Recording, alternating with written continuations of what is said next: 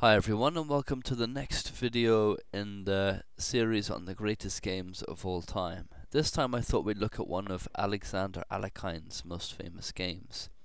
It was played against Efim Bogoljubov at the prestigious Hastings tournament of 1922. Alekhine would become the fourth world champion 5 years after this game was played.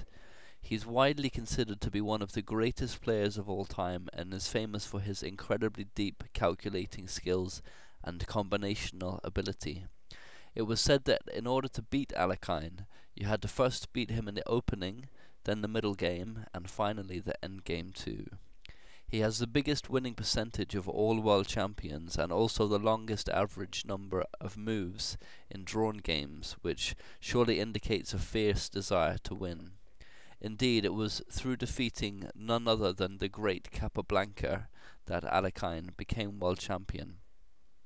His opponent, as I said, was Bogoljubov, who was a fellow Russian and superb chess grandmaster, and the Bogo-Indian defense is named after him. The pair would play for the world title against one another on 2 occasions later in their career, but this game is surely the most famous that they ever played. Bogoljubov had white and opened with d4, to which Alekhine replied f5, the Dutch defence, which he did play on occasion. It must have come as some surprise to Bogoljubov, who would have been expecting either d5 or knight f6, which is what Alekhine usually answered d4 with. These days at top level the Dutch is rarely seen, although Nakamura does play it occasionally. Black is staking a strong claim to the e4 square and, generally speaking, will aim for kingside attack in the middle game. However, f5, this move, does very little for Black's proper development, and so, theoretically speaking, it's a suboptimal move. But that said, it does allow for some dynamics and creates imbalance at the first move, so it's more likely to lead to interesting positions and has a lower drawing percentage than other defences to d4 for both black and white. Play continued with one of the many book lines c4, knight f6, and now g3, aiming of course for bishop g2, and a fianchetto setup, which makes the king's safety solid and reduces black's attacking chances during the middle game. So e6, bishop g2, and now bishop b4 check, which makes the opening a Nimzo Dutch defense, which is an opening that white scores well in. It's a curious decision from Alekhine because after bishop d2 and bishop takes d2 check, the pawn structure, at least temporarily, favours white thanks to his far more active light square bishop. As in most variations of the French defence, black's light square bishop is a problem piece that often has difficulty finding an active role. But this doesn't seem to have bothered Alekhine, and after knight takes d2 he played knight c6, attacking the now loose d-pawn, which Bogoljubov defended with knight gf3. Playing instead d5 is advancing a bit prematurely. So knight gf3, and now both sides castled, and Alekhine played d6, which is preparing a later e5 push to open up the center and aim for equalization. So now queen b3, which is eyeing the black king on g8 and pressurizing b7. And for the moment it's a non-critical position, and Alekhine judged that he had good enough time to play king h8, which prevents any later tactics around the c5 push, and content that he'd gained a tempo, Bogoljubov now played queen c3, again eyeing the king for potential tactics later if the game opens up, as well as controlling the e5 square, which is quickly becoming a key focal point of the position. And also this move allows for pawn flexibility on the queen side. Alekhine saw no reason to delay the e5 push now, and after this move e5, it's fair to say that black has just about equalized, and there's no d takes e5, d takes e5, knight takes e5, or knight takes e5, and if queen takes e5, the knight on d2 is hanging to the queen. So e3 is what Bogoljubov played, and he's just bolstering his pawn center and playing according to the demands of the position, i.e. fixing his pawns on dark squares given that he has traded off his dark squared bishop. Alekhine now expanded on the queen side with a5, which is preventing b4, at least temporarily, and stretching out his rook here on a8. And it would make sense for white to attack on the queen side in this position, and so this is a nice prophylactic move. And it was met with b3, which keeps everything solid. And after fianchettoing on the king side, white must watch the light squares on his queen side, as they've been somewhat weakened by the positioning of the bishop on g2, although it has a nice diagonal to work on from there as well. Both players are playing patiently, constructively, and well thus far.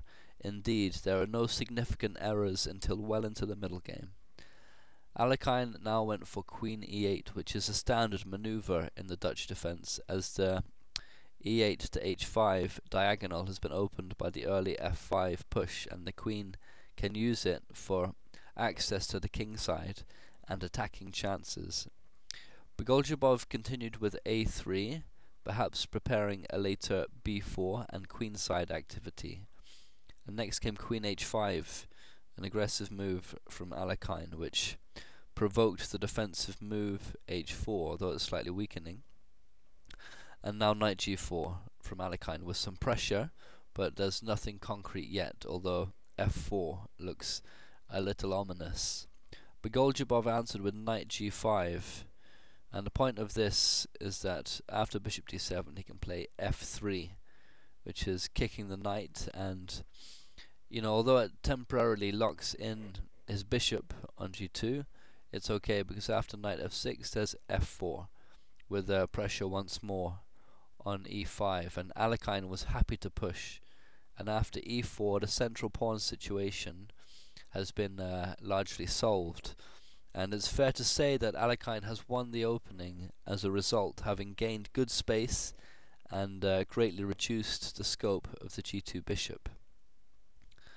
So now rook fd1 from Bogoljubov, which is a logical move, as the f file is it's likely to remain closed, and the d file is likely to come open at a later point. And Alekhine now has h6, and because he's advanced his pawn to e4, there's no knight f3, so the knight is forced to a more passive square, h3, and as a result black's center is made stronger. And it's that's a concept that Alekhine considered crucial to gaining a better position than his opponent, and almost all chess theory agrees with that. And only now with his better center will he advance in the center with d5. And of course c takes d5 would be bad to play, because it would give black use of the strong d5 square for his pieces. Slowly Alekhine's army is creeping forwards with active play on both sides of the board, which was his favorite strategy. Bogoljubov continued with knight f1, which is a curious rerouting, but as the position is closed, tempi are not crucial, and he can afford to take the time to maneuver his pieces in such a way. From f1, the knight guards the backward pawns on e3 and g3, but it does little else. Next came knight e7, again preparing to use the d5 square in the albeit unlikely event of c takes d5, and also allowing for knight g6 in some lines and attacking chances on the king side. As well as that, it means that a4 can be played next in order to undermine the support of the c4 pawn, and black can then play a takes b3, followed up with d takes c4, and as there'll no longer be a pawn on b3, white will be forced to capture on c4 with a piece, after which black will have use of the d5 square for his pieces. And the same applies if white plays b takes a4 after the a4 push from black. And if white plays c5 at any moment to stop all of this, then black can counter with b6 to unravel the white pawns, but that would be an unlikely continuation from white, because it takes the pressure off the black center. And Bogoljubov dealt with this pressure by playing a4, which prevents a4 being played by black, and whilst this is solid, it's also weakening, and Alekhine was probably happy to have provoked it, as now the b4 square is ideal for a knight, a plan that he instigated immediately with knight c6. And after rook d2, Alekhine played knight b4, which is a pretty good outpost for the knight, and overall now black has a good edge of about half a pawn. From b4, the knight is also aiming at the important d5 square, given the position. You know, a lot of pressure is on that square. And Bogoljubov continued with a bishop h1, which appears strange, but his idea is to swing the rook he placed on d2, the move before, to the g file, perhaps aiming for a later g4 push, and giving his king an extra defender. And Alekhine now moved his queen back to e8 for pressure on the a4 pawn, which he has managed to provoke so far forward that it has become a weakness.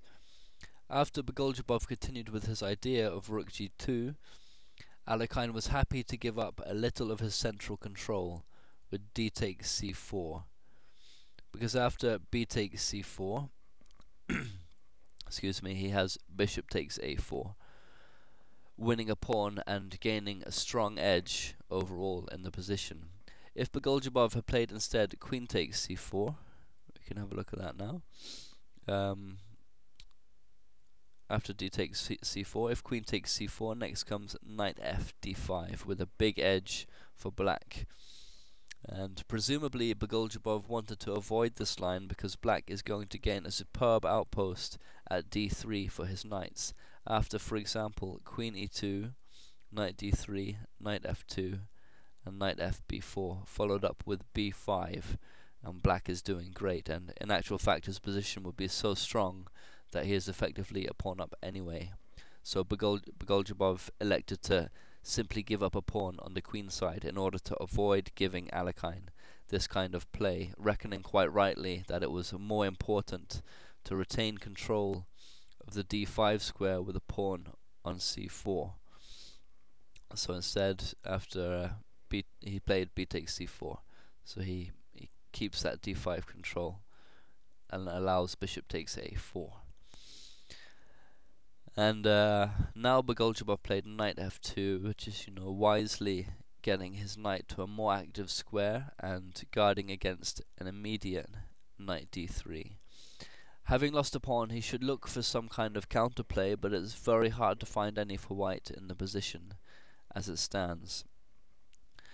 Alekhine continued with bishop d7, because the bishop may have been tactically vulnerable on a4. And after knight d2, he continued his attack with b5, because now he has a pawn majority on the queen side, so it makes sense to attack there as a result. And now knight d1, which is another curious move from Bogoljubov. Perhaps he had given up the idea of gaining active play and wanted instead to try and keep his position solid and play for a draw. This allows knight d3, which Alekhine played immediately, giving a good edge to black at over a pawn, despite the fact that Bogoljubov can now win a pawn back with the rook takes a5. Okay, that's the end of part 1.